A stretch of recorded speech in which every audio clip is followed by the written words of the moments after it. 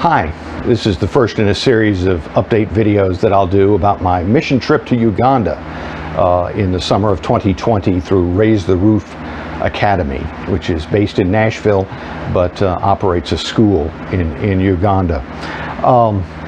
Right now I'm raising money for the trip, and more about that a little bit later. A lot of logistical things I won't really get too worried about until, after the first of the year.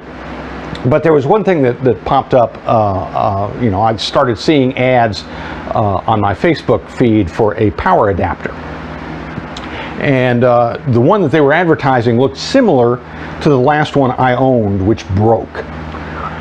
And it was kind of cheaply made, and I really didn't want the one that was on Facebook if it really was going to be like the last one that I owned. But it got me to thinking about power adapters, and I went on Amazon and found another one that cost less, but yet feels like it's better built. If you have never traveled internationally, a lot of you have, but if you've never traveled internationally, you may not even think about power. We're used to, this is what a plug looks like. The two blades, parallel blades. But that's not necessarily the way a plug looks in some other parts of the world. In continental Europe, they have the two round posts like this. In England, and also many countries such as Uganda or Kenya that used to be, in England's empire, you have this, which is the two flat blades and then another blade perpendicular to them. And so if you're going to take something that's electrical powered, when you're traveling, you may need to take a plug adapter. But there's also a separate issue about the voltage. We have 110 volts here in the States. They have 240 in a lot of other places.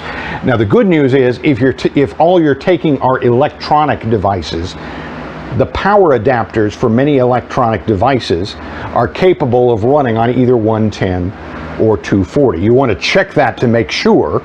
It's written in very, very, very tiny letters, usually somewhere on the plug. You may even need a magnifying glass to see it. It's so small. But non-electronic devices, like say a hairdryer, anything with a motor or a heating element, is probably not going to run on the wrong voltage. And so in that case, you need to bring a transformer, which is a separate device from this, or can be a separate device from this, that steps the power down or up or whatever is required. They do, I think, make some units that have the plug adapter and the transformer in the same unit. But this is just for the plugs, and that's really all I need, because I will not be taking a hairdryer, and what I'll be taking is my phone, because I use it as a camera, and then possibly one or two other electronic devices. I might take my Chromebook so that I can, chronicle my experience, whatnot, as we go. Or I might take my Kindle in case there's downtime, and I want to do some reading. And all three of those are, the plugs, the adapters are fine on the 240 volts. So now I have the plug adapter. So that's our little international travel moment for today. If you'd like to support the trip, go to the web address that is currently on your screen, and there will be a little drop-down menu. Pick Mission Trip Support, so that they know that you are giving to my trip and not just making a general contribution. And then put my name in the memo box, and I would certainly appreciate it. I think this is going to be a good trip. I think we're going to do good work, and I would appreciate your support, and also appreciate your prayers for me and the other members of the team who may not have even know that they're going to be on the team yet.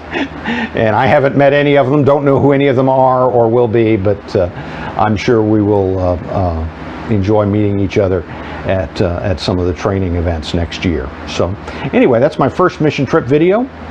Hope you enjoyed it. Look for more soon.